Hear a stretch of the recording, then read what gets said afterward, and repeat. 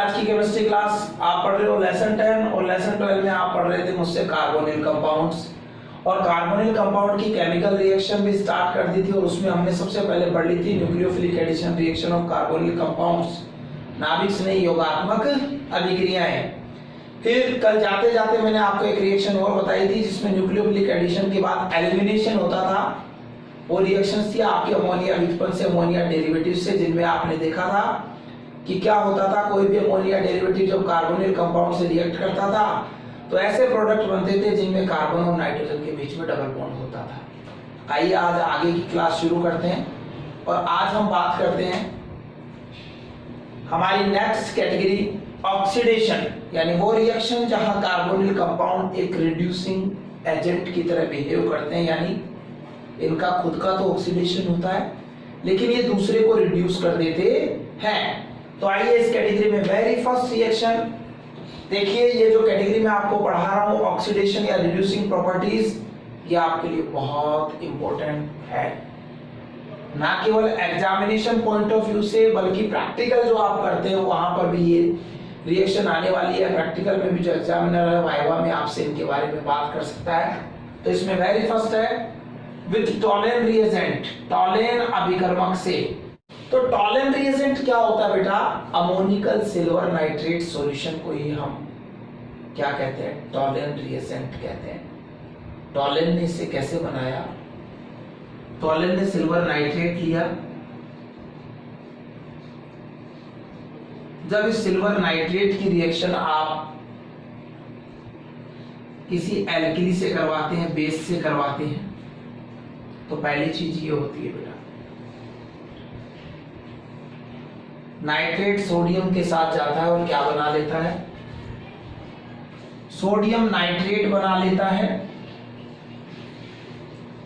और दूसरी चीज आपको मिलती है यहां पर सिल्वर हाइड्रोक्साइड, जिसे हम थोड़ा सा हीट करते हैं तो सिल्वर हाइड्रोक्साइड में से वाटर या मॉइस्चर जो है, नमी जो है वो बाहर निकल जाती है और आपको सिल्वर ऑक्साइड मिलता है। सभी को पता है बेटा सिल्वर का ये कंपाउंड तो हम सबने पढ़ा है और सभी को पता है कि इसमें Cl पर -1 चार्ज होता है और इन दोनों का नंबर सेम है, इसका मतलब सिल्वर पर कितना चार्ज होता है, +1, यानी इसकी वैलेंसी 1 है।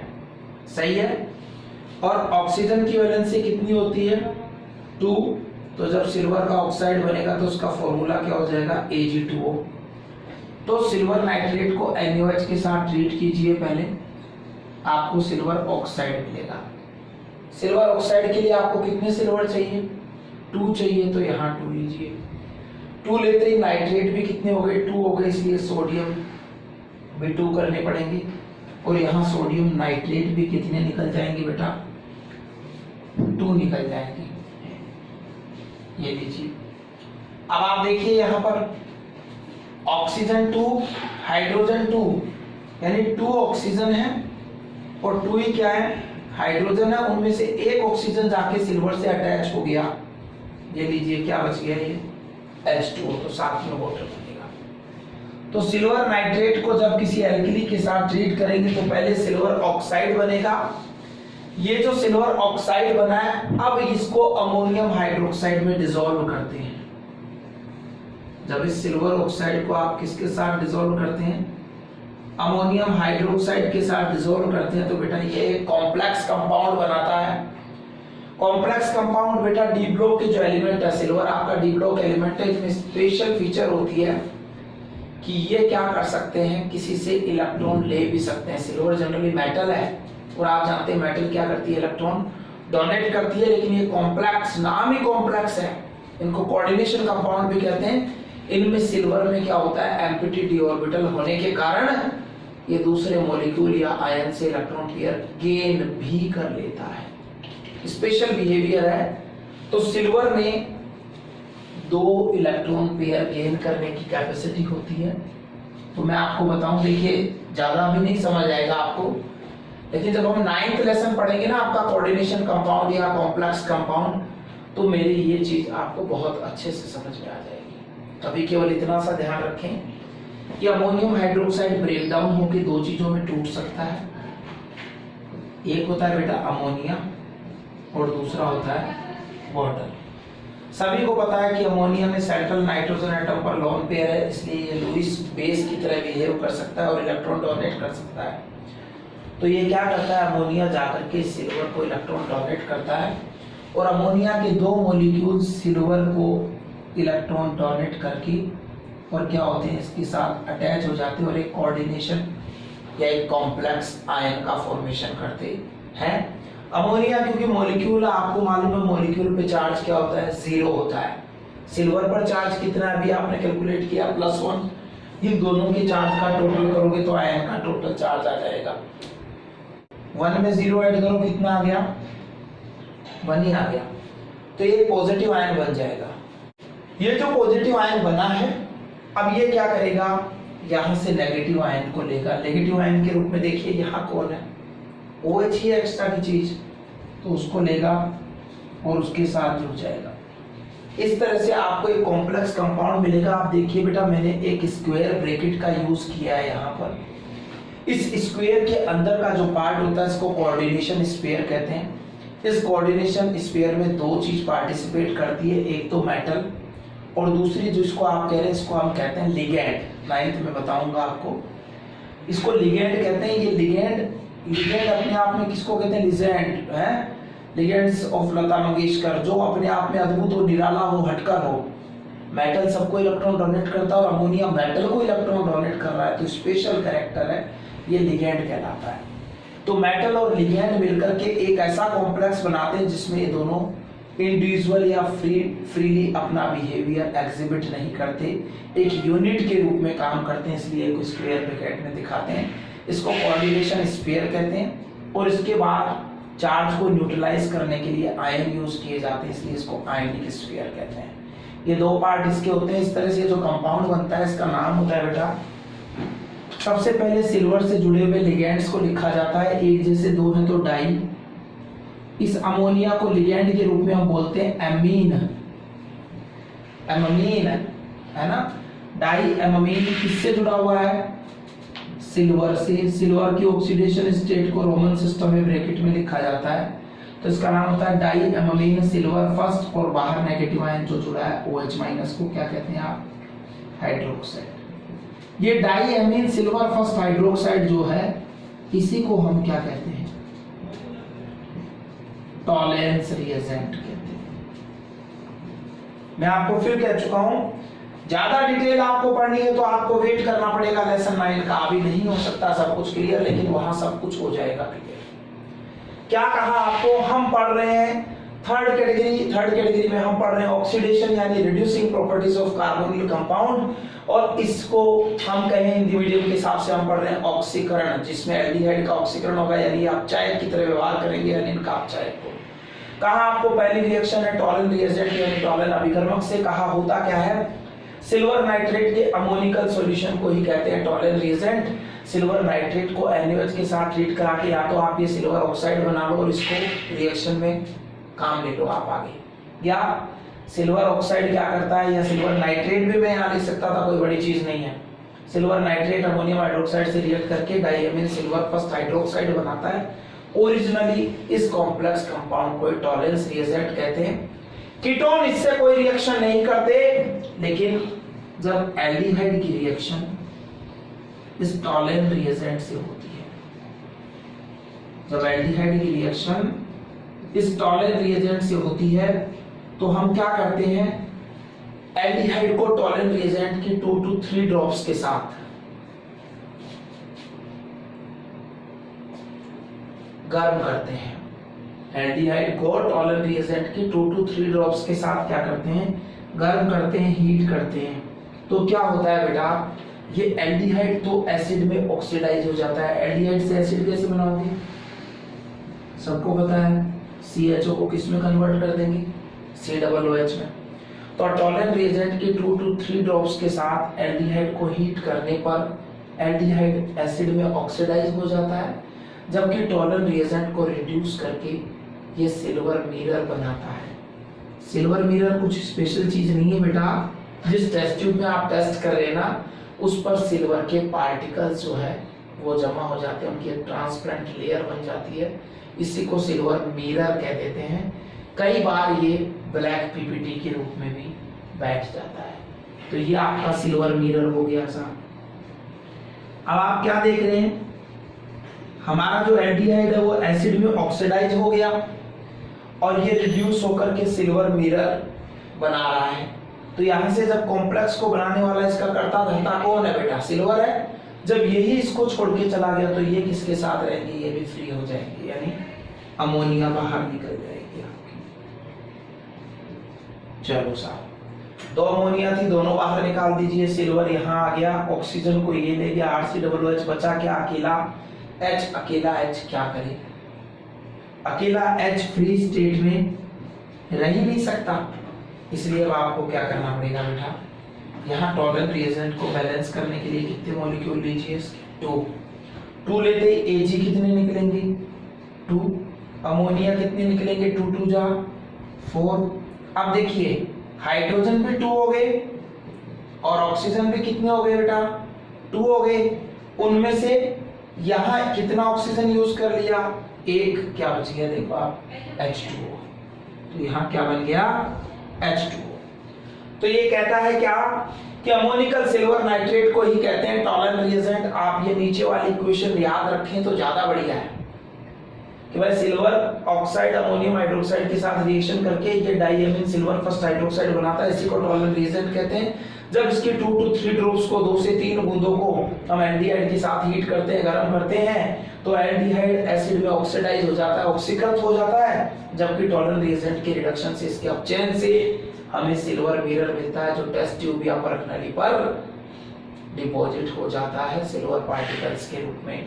ठीक है, ये रिएक्शन है आपके लिए। जिसको ये वाला फॉर्मूला याद करके ये रिएक्शन लिखने में जोर आए, उसके लिए जी रिएक्शन, वो क्या करो, वो ये ऊपर वाले रिएक्शन काम में लो। इसमें जो सिल्वर ऑक्साइड बना है उसको आप सीधा लिख सकते हैं एल्डिहाइड। एल्डिहाइड की रिएक्शन सीधे सिल्वर ऑक्साइड से करवा दें, इसका ऑक्सीजन है उसको यहाँ लाके डाल दें आप, क्या हो जाएगा देखो, RCOOH, यानी एल्डिहाइड एसिड में ऑक्सीडाइज हो गया।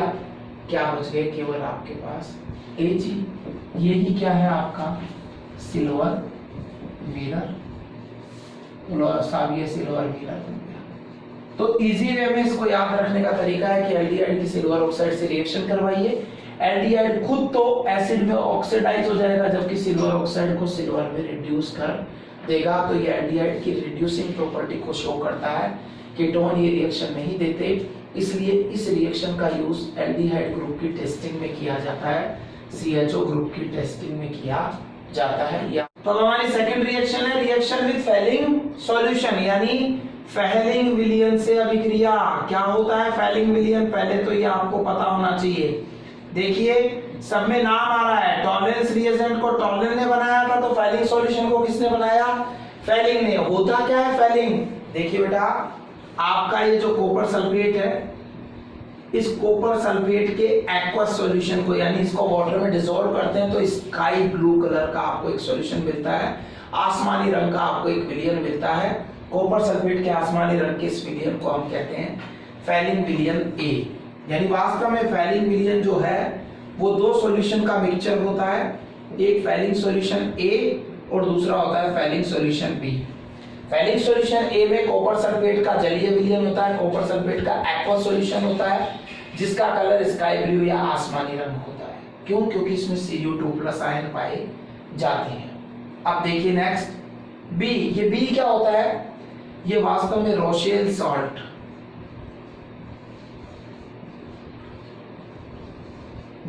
का बेसिक सॉल्यूशन होता है। ये रोशेल सॉल्ट का कैसा सॉल्यूशन होता है, बेसिक सॉल्यूशन होता है। रोशेल सॉल्ट को जब NaOH में डिसॉल्व करते हैं तो ये बनता है रोशेल सॉल्ट। होता क्या है बेटा, टार्टरिक एसिड के सोडियम पोटेशियम सॉल्ट को ही रोशेल सॉल्ट कहते हैं। इसका नाम होता है sodium potassium tartrate, sodium potassium tartrate. तो सोडियम पोटेशियम टार्टरेट या रोशेल सॉल्ट के NaOH में बने हुए बेसिक सॉल्यूशन को फेलिंग सॉल्यूशन B कहते हैं। जब आपको रिएक्शन विद फेलिंग सॉल्यूशन करनी है तो सबसे पहले हम क्या करते हैं, फैलिंग सॉल्यूशन ए और फैलिंग सॉल्यूशन बी को मिक्स करके फैलिंग सॉल्यूशन का फ्रेश सॉल्यूशन प्रिपेयर करते हैं, ताजा विलयन बनाते हैं। होता क्या है, फैलिंग सॉल्यूशन एक कॉपर सल्फेट का एक्वस यानी जल में बना हुआ स्काई ब्लू यानी आसमानी रंग का सॉल्यूशन यानी विलयन होता है, जबकि फैलिंग सॉल्यूशन बी ये रोसेल सॉल्ट या सोडियम पोटेशियम टार्ट्रेट का NaOH में बना हुआ बेसिक सॉल्यूशन होता है। बेटा कैसा सॉल्यूशन होता है, बेसिक सॉल्यूशन होता है जो कलरलेस होता है। जब इस कलरलेस सॉल्यूशन बी को स्काई ब्लू कलर सॉल्यूशन ए में मिलाते हैं तो हमें डार्क ब्लू कलर का, नेवी ब्लू कलर का क्या मिलता है, फैलिंग सॉल्यूशन मिलता है। उस फैलिंग सॉल्यूशन में होता क्या है, ये कॉपर सल्फेट वास्तव में इस NaOH से रिएक्ट करता है बेटा, और कॉपर सल्फेट और NaOH की रिएक्शन से आपको ये मिलता है कॉपर हाइड्रोक्साइड, जिसको हम क्यूप्रिक हाइड्रोक्साइड भी कह देते हैं। पता है आपको कॉपर सल्फेट में सल्फेट पर -2 चार्ज है, यानी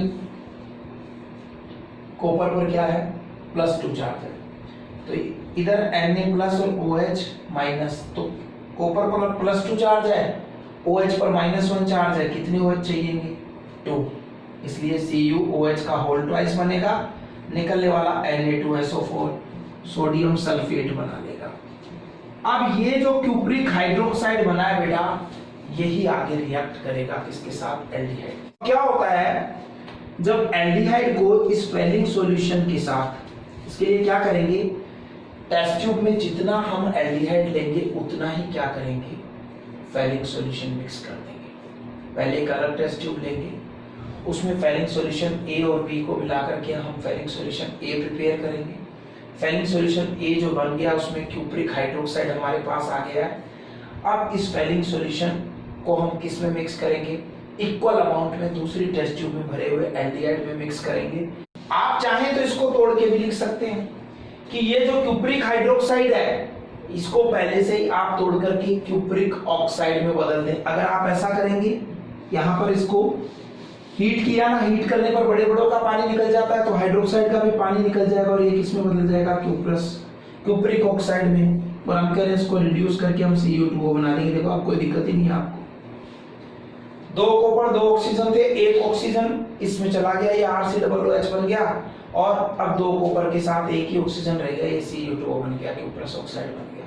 भले बैलेंसिंग चेक कर लो, यहाँ 2 और 1 3 ऑक्सीजन है, यहाँ भी देखो 2 और 1 3 ऑक्सीजन है, यहाँ कॉपर 2 है, यहाँ 2 है, RCH वैसे की वैसे है, यहाँ सब बैलेंस है। तो कॉपर सल्फेट के एक्वस सॉल्यूशन और रोसेल सॉल्ट के बेसिक सॉल्यूशन को मिक्स करने पर फ्रेशली ताजा क्या बनाया जाता है, फैलिंग सॉल्यूशन का डार्क ब्लू सॉल्यूशन बनाया जाता है, गहरे नीले रंग का विलयन बनाया जाता है। जब इसको समान मात्रा में एल्डिहाइड में मिक्स करके गर्म करते हैं तो हमें क्या मिलता है, क्यूप्रस ऑक्साइड का लाल अवक्षेप मिलता है, रेड PPT मिलता है। इस रिएक्शन में भी एल्डिहाइड खुद एसिड में ऑक्सीडाइज हो जाता है और इसमें प्रेजेंट क्यूप्रिक आयन को क्यूप्रस आयन में रिड्यूस कर देता है। यानी ये रिएक्शन भी एल्डिहाइड की रिड्यूसिंग प्रॉपर्टी को दर्शाती है। कीटोन इस रिएक्शन में पार्टिसिपेट नहीं करते, इसलिए इस रिएक्शन का यूज भी एल्डिहाइड ग्रुप की टेस्टिंग में हम लैब में करते हैं, प्रयोगशाला में करते हैं। क्या पढ़ा, हम पढ़ रहे हैं फैलिंग सॉल्यूशन से अभिक्रिया। मैंने आपको बताया कॉपर सल्फेट के जलीय विलयन और रोसेल सॉल्ट यानी सोडियम पोटेशियम टार्ट्रेट के क्षारीय विलयन के मिश्रण को ही फैलिंग विलयन ए कहते हैं। जब स्काई ब्लू आसमानी रंग के कॉपर सल्फेट के जलीय विलयन में रंगहीन रोसेल सॉल्ट का क्षारीय विलयन मिलाते हैं तो हमें गहरे नीले रंग का फैलिंग विलयन मिलता है, जिसमें क्यूप्रिक हाइड्रोक्साइड पाया जाता है, यानी क्यूप्रिक आयन प्रेजेंट होता है। जब इसको एल्डिहाइड के साथ समान मात्रा में मिलाकर के गर्म करते हैं तो एल्डिहाइड स्वयं अम्ल में ऑक्सीकृत हो जाता है, जबकि क्यूप्रिक आयन को क्यूप्रस ऑक्साइड के लाल अवक्षेप में अपचयित कर देता है। तो यह अभिक्रिया एल्डिहाइड के अपचय गुण को दर्शाती है। इसका उपयोग एल्डिहाइड समूह के परीक्षण में किया जाता है, क्योंकि कीटोन यह अभिक्रिया नहीं देते हैं। हमने कहा Fehling solution is a combination of two solution, Fehling solution A and Fehling solution B. Failing solution A is aqueous solution of copper sulfate which is sky blue in color, while the failing solution B is basic solution of roseal salt which is also known as sodium potassium tartrate means it is sodium potassium salt of tartric acid in NaOH which is colorless. When equal amount of Fehling solution A is mixed with Fehling solution B, we got a dark blue solution which is known as Fehling solution. This freshly prepared Fehling solution is added to aldehyde in equal amount and heated for a long time. Then we got red PPT of cuprous oxide. In this reaction, aldehyde oxidized to carboxylic acid. This is known as reducing property of aldehyde. The reaction is used for the testing of CHO group. ये English medium के लिए। तो इस तरह से Fehling solution की reaction हुई। फिर थर्ड आया Benedict. Benedict solution just like Fehling solution ही होता है बेटा। इसमें भी हमारे पास कॉपर सल्फेट का एक्वस सॉल्यूशन होता है, लेकिन हम उसमें सोडियम पोटेशियम टार्ट्रेट की जगह सोडियम सिट्रेट और सोडियम कार्बोनेट का मिक्सचर यूज करते हैं। यानी कॉपर सल्फेट के एक्वस सॉल्यूशन में सोडियम सिट्रेट और सोडियम कार्बोनेट को ऐड करने पर हमें एक स्टेबल सॉल्यूशन मिलता है जिसको बेनेडिक्ट सॉल्यूशन कहते हैं। Fehling सॉल्यूशन को जब यूज करना था तो उसको ताजा बनाना पड़ता है, फ्रेशली प्रिपेयर करना पड़ता है। तो सॉल्यूशन को एट ए टाइम पहले मिक्स करना पड़ता है, फिर ताजा बने हुए Fehling सॉल्यूशन को आप आगे यूज करते हैं क्योंकि वो कॉम्प्लेक्स अनस्टेबल होता है। लेकिन बेटा अगर सोडियम पोटेशियम टार्ट्रेट की जगह हम सोडियम सिट्रेट और सोडियम कार्बोनेट का मिक्सचर कर दें, किसके साथ? उसी कॉपर सल्फेट के साथ, तो अब इस सॉल्यूशन को बेनेडिक्ट सॉल्यूशन कहते हैं। इसमें भी वही काम होगा, copper sulphate sodium citrate sodium carbonate के बेसिक सॉल्यूशन के साथ रिएक्ट करके वही क्यूप्रिक हाइड्रोक्साइड बनाएगा। जब इक्वल अमाउंट में बेनेडिक्ट सॉल्यूशन को एल्डिहाइड के साथ हीट करेंगे, फिर से एल्डिहाइड एसिड में ऑक्सीडाइज हो जाएगा और क्यूप्रिक ऑक्साइड क्यूप्रस ऑक्साइड के रेड पीपीटी में बदल जाएगा। ये भी एल्डिहाइड ग्रुप का टेस्ट है जो एल्डिहाइड की रिड्यूसिंग प्रॉपर्टी को बताता है। कीटोन इस रिएक्शन में भी पार्टिसिपेट नहीं करते हैं। रिएक्शन विथ Schiff reagent यानी Schiff अभिकर्मक से क्रिया। Schiff अभिकर्मक होता क्या है? देखिए बेटा, एक सॉल्ट होता है रोजेनिलीन हाइड्रोजन क्लोराइड। शिफ रिएजेंट क्या होता है? शिफ रिएजेंट एक सॉल्यूशन होता है किसका? रोजेनिलीन हाइड्रोजन क्लोराइड का। वास्तव में ये क्या होती है? एक मैजेंटा कलर की आपकी क्या होती है? डाई होती है। तो ये मैजेंटा कलर की डाई होती है जो वास्तव में क्या है? लाइट पिंक होती है कलर में। कैसी होती है? मैजेंटा ऑलमोस्ट पिंक जैसा ही कलर होता है। तो रोजेनिलीन हाइड्रोजन क्लोराइड का जो सॉल्यूशन होता है वो लाइट पिंक होता है। जब इस लाइट पिंक सॉल्यूशन में हम SO2 गैस पास करते हैं, रोजेनिलीन हाइड्रोजन क्लोराइड के लाइट पिंक सॉल्यूशन में जब SO2 गैस पास करते हैं तो हमें एक कलरलेस सॉल्यूशन मिलता है। इस कलरलेस सॉल्यूशन को ही हम क्या कहते हैं? शिफ रिएजेंट कहते हैं। रोजेनिलीन हाइड्रोजन क्लोराइड के लाइट पिंक सॉल्यूशन में जब SO2 गैस पास करते हैं, रोजेनिलीन हाइड्रोजन क्लोराइड या मैजेंटा डाई के लाइट पिंक सॉल्यूशन में जब SO2 गैस पास करते हैं तो हमें एक कलरलेस सॉल्यूशन मिलता है। इसी को हम शिफ रिएजेंट या शिफ अभिकर्मक कहते हैं। और जब एल्डिहाइड की रिएक्शन इस शिफ रिएजेंट से होती है, एल्डिहाइड की रिएक्शन इस शिफ रिएजेंट से होती है, तो आपका जो एल्डिहाइड है ये क्या होता है? ये खुद तो कार्बोक्सिलिक एसिड में ऑक्सीडाइज हो जाता है और शिफ रिएजेंट को फिर से रिड्यूस करके हमें क्या दे देता है? वापस से वही light pink colour rosaniline hydrogen chloride का दे देता है। तो बहुत सिंपल, इसमें तो कुछ रिएक्शन ही नहीं है, सिर्फ ऐसे लिख देना एल्डिहाइड प्लस शिफ रिएजेंट मिलता है क्या? एल्डिहाइड से तो एसिड और शिफ रिएजेंट किस में बदल जाता है? लाइट पिंक में। शिफ रिएजेंट जब बना था तो क्या हुआ था? बना भी एक लाइट पिंक चीज से था। तो रोजेनिलीन हाइड्रोजन क्लोराइड के लाइट पिंक सॉल्यूशन में जब SO2 गैस पास करते थे तो शिफ रिएजेंट मिलता था जो कलरलेस था तो वो कलरलेस शिफ्ट रिएजेंट की 2 ड्रॉप्स जैसे ही आप ऐड करेंगे 1 भी काम करेगी किसमें, एल्डिहाइड में, तो एल्डिहाइड एसिड में ऑक्सीडाइज हो जाएगा और उसके साथ लाइट पिंक कलर देगा, यानी शिफ्ट रिएजेंट को रिड्यूस कर देगा। ये रिएक्शन भी एल्डिहाइड की रिड्यूसिंग प्रॉपर्टीज को शो करती है। और यहाँ पर एल्डिहाइड खुद कार्बोक्सिलिक एसिड में ऑक्सीडाइज हो जाता है और इसको रिड्यूस कर देता है। तो ये रिएक्शन भी एल्डिहाइड की रिड्यूसिंग प्रॉपर्टी को दर्शाती है और ये भी क्या है, एल्डिहाइड ग्रुप का टेस्ट है।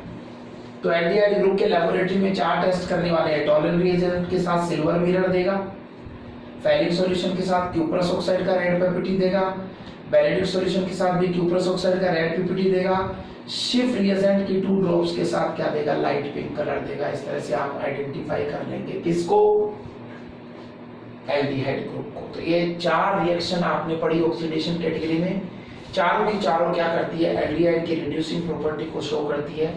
कीटोन इस रिएक्शन में पार्टिसिपेट नहीं करते इन चारों में, ना टॉलिन के साथ, ना बेनेडिक्ट के साथ, ना फेलिक के साथ, ना शिफ्ट के साथ। आइए अब 5th रिएक्शन पढ़ते हैं, बेयर-विल्गर ऑक्सीडेशन यानी बेयर-विल्गर ऑक्सीकरण। इन्होंने कहा कि जब हम एल्डिहाइड का ऑक्सीडेशन पर बेंजोइक एसिड, बेंजोइक एसिड किसको कहते हो बेटा, बेंजीन रिंग का एक H हटाते हैं और COOH जोड़ देते हैं तो ये बेंजोइक एसिड बन जाता है। हम कह रहे हैं कि जब एल्डिहाइड की रिएक्शन पर बेंजोइक एसिड से होती है तो पर बेंजोइक एसिड किसे कहते हैं, बेंजोइक एसिड में एक ऑक्सीजन एक्स्ट्रा का डाल दो बेटा, इसी का नाम हो जाएगा, देखिए पेरोक्साइड ग्रुप आ गया ना तो ऑक्सीजन कंटिन्यू आ गया सिंगल बॉन्ड के साथ, तो अब इसका नाम हो जाएगा पर बेंजोइक एसिड। और ऐसे एक एसिड आपने पढ़ा था एसिटिक एसिड, क्या था, CH3COOH, उसमें भी एक O की एंट्री करवा दो तो इसका नाम क्या हो जाएगा, पर एसिटिक एसिड। तो ये कहता है कि जब हम एल्डिहाइड को पर बेंजोइक एसिड या पर एसिटिक एसिड के साथ ट्रीट करते हैं, यानी जब एल्डिहाइड की अभिक्रिया पर बेंजोइक एसिड या पर एसिटिक एसिड से होती है तो एल्डिहाइड एसिड में ऑक्सीडाइज हो जाता है। इनके परोक्सी ग्रुप वाले जो एक्स्ट्रा ऑक्सीजन है वो इसमें घुस जाता है। तो एल्डिहाइड तो किसमें बदल जाएगा आपका, RCOOH कार्बोक्सिलिक एसिड में बदल जाएगा। और पर बेंजोइक एसिड में से एक्स्ट्रा वाला ऑक्सीजन निकल गया तो ये वापस किस में बदल जाएगा, बेंजोइक एसिड में। ऐसे ही यहां भी नीचे भी एल्डिहाइड बदल जाएगा कार्बोक्सिलिक एसिड में और पर एसिटिक एसिड का एक्स्ट्रा को ऑक्सीजन निकल जाएगा, ये वापस किस में बदल जाएगा, एसिटिक एसिड। तो बेयर-विल्गर ऑक्सीडेशन क्या है, बेयर-विल्गर ने कहा कि जब एल्डिहाइड की रिएक्शन पर बेंजोइक एसिड या पर एसिटिक एसिड होती है, पर बेंजोइक एसिड या पर एसिटिक एसिड क्या होते हैं, एसिटिक एसिड और बेंजोइक एसिड के फॉर्मूले में कार्बोक्सिल ग्रुप में एक ऑक्सीजन एक्स्ट्रा ऐड कर दो, एक पर लग जाएगा। पर बेंजोइक एसिड या पर एसिटिक एसिड से होता है तो इनके एक्स्ट्रा ऑक्सीजन एल्डिहाइड को कार्बोक्सिलिक एसिड में ऑक्सीडाइज कर देते हैं और खुद वापस से बेंजोइक एसिड और एसिटिक एसिड में चेंज हो जाते हैं। अगर यहां पर आप कीटोन लेते हैं तो कीटोन RCOOR ये कीटोन हो गया। तो कीटोन इस रिएक्शन में पार्टिसिपेट करके एस्टर का फॉर्मेशन करते हैं बेटा, किसका कर देते हैं, एस्टर का, RCOOR। ये तो RCOR कीटोन, इसमें एक एक्स्ट्रा का ऑक्सीजन जुड़ गया, RCOOR ग्रुप किसको कहते हैं, एस्टर को। तो बड़ी स्पेशल बात है कि एल्डिहाइड के ऑक्सीडेशन से क्या मिलता है, कार्बोक्सिलिक एसिड, और कीटोन के ऑक्सीडेशन से क्या मिलता है, एस्टर। किसमें, बेयर-विल्गर ऑक्सीडेशन में। दोबारा सुन लीजिए, बेयर-विल्गर के अनुसार जब एल्डिहाइड और कीटोन का ऑक्सीकरण पर बेंजोइक एसिड या पर एसिटिक एसिड की उपस्थिति में किया जाता है तो एल्डिहाइड के ऑक्सीकरण से कार्बोक्सिलिक एसिड और कीटोन के ऑक्सीकरण से एस्टर प्राप्त होते हैं। इसे ही बेयर-विल्गर ऑक्सीकरण कहते हैं। When aldehyde and ketones are oxidized in the presence of per-benzoic acid or per-acetic acid, aldehyde oxidizes to form carboxylic acid while ketone forms ester as product. This reaction is known as Beer-Wilger oxidation. याद करो जब आपने K2Cr2O7 लिया था acid या KMnO4 लिया था NaOH के साथ तो भी एल्डिहाइड की ऑक्सीडेशन से आपको क्या मिला था, कार्बोक्सिलिक एसिड ही मिला था बेटा। लेकिन कीटोन के ऑक्सीडेशन से एस्टर की बजाय एक कम कार्बन वाला एसिड मिला था। आपकी ऑक्सीडेशन बाय K2Cr2O7 और KMnO4। पोटेशियम डाइक्रोमेट या पोटेशियम परमैंगनेट द्वारा ऑक्सीकरण करेंगे, इनसे ऑक्सीडेशन करेंगे। क्या पढ़ा था हमने कि जब एल्डिहाइड का ऑक्सीडेशन पोटेशियम डाइक्रोमेट के एसिडिक सॉल्यूशन से करते हैं, K2Cr2O7 के एसिडिक सॉल्यूशन से करते हैं, तो एसिड और K2Cr2O7 की रिएक्शन से नेस्केंट ऑक्सीजन बनती है। वो नेस्केंट ऑक्सीजन इस एल्डिहाइड को किस में ऑक्सीडाइज कर देती है बेटा? कार्बोक्सिलिक एसिड में ऑक्सीडाइज कर देती है। सही है। अगर आप इस रिएक्शन में क्या करते हैं, अगर आप इस रिएक्शन में कीटोन लेते हैं, तो याद कीजिए सर ने बताई थी रिएक्शन आपको, और उस कीटोन का ऑक्सीडेशन इसी पोटेशियम डाइक्रोमेट के एसिडिक सॉल्यूशन या KMnO4 की प्रेजेंस में करते हैं, तब क्या हुआ था? तब भी आप एसिड तक पहुंचना चाहते थे, और एसिड तक पहुंचने के लिए मुझे ये नहीं चाहिए, इसकी जगह O चाहिए, क्योंकि ये एल्किल ग्रुप है बेटा, RCOO। ये देखिए ये कीटोन है, इसमें ये O डालूंगा तो RCOOR एस्टर पे चला जाएगा। मुझे एस्टर नहीं बनाना, क्या बनाना चाहता हूं? एसिड। तो मुझे R नहीं चाहिए, मुझे एल्किल ग्रुप नहीं चाहिए, उस एल्किल ग्रुप का केवल हाइड्रोजन चाहिए। इसको हटाइए और यहाँ पे इस O को डाल दीजिए, क्या बन जाएगा? CH3COOH। तो मेरे पास कीटोन में 3 कार्बन्स थे, जबकि एसिड में केवल कितने रह गए? 2। तो हमने यही तो पढ़ा था, याद करो। जब प्राइमरी अल्कोहल का ऑक्सीडेशन K2Cr2O7 या KMnO4 के एल्किली या एसिडिक सॉल्यूशन में करते हैं, तो पहले एल्डिहाइड बनते हैं जो फर्दर ऑक्सीडाइज होकर उतने ही कार्बन वाले कार्बोक्सिलिक एसिड बनाते हैं। जब आपने 2 डिग्री अल्कोहल पढ़ा था तो मैंने बताया था कि 2 डिग्री अल्कोहल के ऑक्सीडेशन से पहले कीटोन बनते हैं सेम कार्बन वाले, और कीटोन का फर्दर ऑक्सीडेशन करने से एक कम कार्बन वाला कार्बोक्सिलिक एसिड बनता है। 3 डिग्री अल्कोहल में कहा था कि उसका ऑक्सीडेशन नहीं होता, इसलिए strong oxidising agent nitric acid use करते हैं, जो पहले उसको डिहाइड्रेट करके एल्कीन बनाता है, फिर उस एल्कीन से क्या होता है? एक कम कार्बन वाला कीटोन, और फिर कीटोन से एक कम कार्बन वाला एसिड। यानी 3 डिग्री अल्कोहल में आप 2 कम कार्बन वाले एसिड बना लेते हो, वहीं से बीच का टुकड़ा ले लिया। अब अल्कोहल से शुरू न करके रिएक्शन एल्डिहाइड कीटोन से स्टार्ट कर दी सर ने। एल्डिहाइड ऑक्सीडाइज होकर उतने ही कार्बन वाला कार्बोक्सिलिक एसिड बना रहा है, कोई टेंशन ही नहीं है। कीटोन एक कम कार्बन वाला बनाएगा, ये जो CH2 निकला है इसको भी O मिल रहा है, तो CH2 भी O की प्रेजेंस में ऑक्सीडाइज होकर क्या बना लेगा? आपको बता रखा है मैंने पहले से, HCOOH फॉर्मिक एसिड। तो 2 ऑक्सीजन वहां यूज हुए, 2 ये कितने हैं? 4। आपके पास यहाँ कितना है? 1। कितने ऑक्सीजन और दे दीजिए? 3।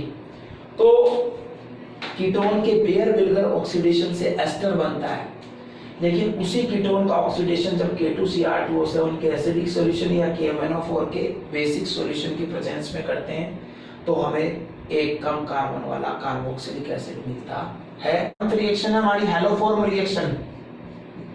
हैलोफॉर्म, क्लोरोफॉर्म पढ़ी थी क्या नहीं पढ़ी थी? हैलोफॉर्म अभिक्रिया, हैलोफॉर्म रिएक्शन हमने पढ़ी हुई है। याद कीजिए क्या हुआ था हैलोफॉर्म रिएक्शन में। वो ले लेते हैं, आपने कहा था सर या हम एसिटिल्डिहाइड ले लेते हैं, या आपने कहा था सर हम एसीटोन ले लेते हैं, या आपने कहा था सर हम ऐसे कीटोन ले लेते हैं जिसमें कीटोनिक ग्रुप सेकंड कार्बन पर हो, यानी जो एल्केन 2 ऑन होते हैं। हमने पढ़ा था अल्कोहल में केवल एथिल अल्कोहल इस रिएक्शन में पार्टिसिपेट करता है, एल्डिहाइड में केवल एसिटिल्डिहाइड इस रिएक्शन में पार्टिसिपेट करता है, और कीटोन्स में केवल वो कीटोन्स इस रिएक्शन में पार्टिसिपेट करते हैं जिनमें कीटोनिक ग्रुप सेकंड कार्बन पे हो, यानी कुल मिला के जिनमें ये एसिटिल ग्रुप प्रेजेंट हो या जिनके ऑक्सीडेशन से ये एसिटिल ग्रुप बनता हो, वो इस हैलोफॉर्म रिएक्शन में पार्टिसिपेट करते हैं। याद कीजिए आपने क्या किया था। चलिए मैं एल्डिहाइड से शुरू करूं। सबसे पहले आपने क्या किया था, इस एल्डिहाइड का हैलोजिनेशन किया था, क्लोरीन से इसकी रिएक्शन करवाई थी। किसकी प्रेजेंस में हुई थी ये रिएक्शन बेटा? NaOH की प्रेजेंस में करवा देते हैं, या कैल्शियम हाइड्रोक्साइड ले लेते थे आप। क्या होता था, इसके सभी अल्फा हाइड्रोजन एटम क्लोरीन से रिप्लेस हो जाते थे और आपको यहाँ मिलता था CCl3CHO, और तीनों HCl के साथ जाके क्या बना लेते थे बेटा? 3HCl। चलो साहब 3HCl बन गया। इसको क्या कहते थे? CCl3CHO को आप क्लोरेल कहते थे, ये मैंने बनाई थी। और मैंने कहा था फिर फर्दर ये जो क्लोरेल होती है आपकी, ये किससे रिएक्ट करती है? NaOH से। और जब ये NaOH से रिएक्ट करती है तो यहां से ये निकाल दिया था आपने HCOONA। बेटा HCOONA को क्या कहते हैं? सोडियम फॉर्मेट कहते हैं। और इस CCl3 को ये H दे दिया था, क्या बन गया था? CHCl3 क्लोरोफॉर्म बन गया था। क्या बन गया था आपका? क्लोरोफॉर्म बन गया था। और जाहिर बात है मीडियम बेसिक है तो बनने वाला HCl भी तुरंत NaOH से रिएक्ट करेगा। 3 HCl बने थे तो 3 NaOH से रिएक्ट करेंगे और आपस में मिलकर ये 3 क्या बना देंगे बेटा? NaCl बना देंगे और साथ में 3 वाटर निकल जाएगा। ये रिएक्शन आपको पहले ही बता दी गई थी। जब वहां एनोफॉर्म रिएक्शन बताई थी तो सबने बताया था कि पहले NaOH क्लोरीन से रिएक्ट करता है और NaCl और NaOCl सोडियम क्लोराइड और सोडियम हाइपोक्लोराइड बनाता है। वो सोडियम हाइपोक्लोराइड रिएक्शन में आगे पार्टिसिपेट करता है और आपके एल्डिहाइड या एल्केन 2 ऑन जो ऐसे कीटोन है जिनमें सेकंड नंबर पर कीटोनिक ग्रुप होता है उनसे रिएक्ट करता है। उनके अल्फा हाइड्रोजन को क्या करता है? हैलोजन से रिप्लेस कर देता है। एल्डिहाइड इस रिएक्शन में क्या बनाता है? क्लोरेल बनाता है। अगर यहाँ एसीटोन होता तो बेटा वो 1,1,1,1 ट्राइक्लोरोप्रोपेनॉल बना लेता और फिर NaOH से रिएक्ट करवाते तो वो सोडियम एसीटेट के रूप में अलग हो जाता है, ये सोडियम फॉर्मेट के रूप में अलग हो जाता है और साथ में क्लोरोफॉर्म मिल जाता है। इसी रिएक्शन को हैलोफॉर्म रिएक्शन कहते हैं। 7 रिएक्शन बताई, Tollens reagent, Fehling reagent, Benedict solution और एक आपको बताई शिफ्ट रिएजेंट। ये चारों रिएक्शन में केवल एल्डिहाइड पार्टिसिपेट करता है, कीटोन नहीं। इसलिए रिएक्शन का यूज एल्डिहाइड की टेस्टिंग के लिए किया जाता है और ये एल्डिहाइड की रिड्यूसिंग प्रॉपर्टी को शो करते हैं। इन सभी में एल्डिहाइड खुद तो एसिड में ऑक्सीडाइज हो गया था और इन सभी एजेंट्स को रिड्यूस कर दिया था। टॉलेंट रिएजेंट क्या था? सिल्वर नाइट्रेट के अमोनिकल सॉल्यूशन को टॉलेंट रिएजेंट कहते हैं। केमिकली ये diamine silver first hydroxide complex salt होता है। जब इसको जब इसको एल्डिहाइड के साथ ट्रीट करते हैं तो एल्डिहाइड कार्बोक्सिलिक एसिड में रिड्यूस होता है, जबकि टेस्ट ट्यूब पे हमें सिल्वर पार्टिकल्स डिपॉजिट हो जाते हैं जिसे सिल्वर मिरर कहते हैं। ठीक है, ये इसकी टेस्टिंग थी। फेलिंग सॉल्यूशन, 2 सॉल्यूशन का मिक्सचर था, फेलिंग सॉल्यूशन ए और Fehling solution B. Fehling solution A क्या होता है आपको बताया था। फेलिंग सॉल्यूशन ए में कॉपर सल्फेट का जलीय विलयन होता है, एक्वा सॉल्यूशन होता है जो स्काई ब्लू कलर का होता है। जबकि फेलिंग सॉल्यूशन बी क्या होता है? ये Rosell salt, sodium potassium ammonium, sodium potassium tartrate का कलरलेस बेसिक सॉल्यूशन होता है। जब आपको रिएक्शन करनी है उस वक्त फेलिंग सॉल्यूशन ए को बी में मिक्स कीजिए, आपको एक डार्क ब्लू कलर का सॉल्यूशन मिलता है जिसको फेलिंग सॉल्यूशन कहते हैं। इस फेलिंग विलयन या फेलिंग सॉल्यूशन की इक्वल अमाउंट या समान मात्रा को एल्डिहाइड के साथ जब हीट करते हैं तो हमें क्यूप्रस ऑक्साइड का लाल अवक्षेप मिलता है, रेड पीपीटी मिलता है। ये फेलिंग टेस्ट हो गया। फिर बेनेडिक्ट टेस्ट की बात करें तो बेनिंग रिएजेंट क्या होता है? इसमें भी कॉपर सल्फेट के साथ सोडियम पोटेशियम टार्ट्रेट की बजाय सोडियम सिट्रेट और सोडियम कार्बोनेट को मिक्स करने से एक स्टेबल कॉम्प्लेक्स मिलता है। इसलिए जब इसकी इक्वल अमाउंट को हीट करते हैं किसके साथ? एल्डिहाइड के साथ, तो एल्डिहाइड एसिड में ऑक्सीडाइज हो जाता है। साथ ही आपको क्या मिल जाता है बेटा? साथ ही आपको क्यूप्रस ऑक्साइड का रेड पीपीटी मिल जाता है। रिएक्शन वही बेनेडिक्ट वाली रहेगी। फिर चीफ रिएजेंट क्या था? मेजेंटा रंजक या मेजेंटा डाइरोजेनिलीन हाइड्रोजन क्लोराइड के लाइट पिंक सॉल्यूशन में जब SO2 गैस को प्रवाहित करते हैं, पास करते हैं तो एक कलरलेस या रंगहीन विलयन बनता है। इसी को शिफ अभिकर्मक या शिफ रिएजेंट कहते हैं। जब इसके 2 ड्रॉप्स को ऐड करते हैं एल्डिहाइड में, एल्डिहाइड खुद तो ऑक्सीडाइज हो जाता है लेकिन इसको लाइट पिंक कर देता है, यानी वापस से इसका कलर उड़ा देता है, इसको फिर से रिड्यूस कर देता यानी फिर इसका कलर आ गया, कलर डैश से फिर लाइट पिंक हो गया। ठीक है, ये चारों रिएक्शन एल्डिहाइड की टेस्ट थी। फिफ्थ बेयर-विल्गर ऑक्सीडेशन, एल्डिहाइड परबेंजोइक एसिड या पर एसिटिक एसिड के साथ एसिड में ऑक्सीडाइज होते हैं, जबकि कीटोन एस्टर में ऑक्सीडाइज हो जाते हैं। फिर सिक्स थी पोटेशियम डाइक्रोमेट विद H2SO4 या KMnO4 विद NaOH की प्रेजेंस में एल्डिहाइड समान कार्बन वाला एसिड ऑक्सीडाइज करके बनाते हैं, जबकि कीटोन की ऑक्सीडेशन से एक कम कार्बन वाला एसिड बनता है। और लास्ट थी एलोफॉर्म, हमने कहा एसिटेल्डिहाइड और ऐसे कीटोन जिनमें सेकंड नंबर के कार्बन पर कीटोनिक ग्रुप हो, उनको NaOH और क्लोरीन के साथ ट्रीट करने पर हमें लास्ट प्रोडक्ट के रूप में क्लोरोफॉर्म मिलता है। इसे हैलोफॉर्म रिएक्शन कहते हैं। इस तरह से हमारी कैटेगरी पूरी हुई। अब अगली कैटेगरी आती है कैटेगरी डी, रिडक्शन। और फिर फिफ्थ आती है रिएक्शन ऑफ अल्फा हाइड्रोजन, जिसमें हम एल्डोल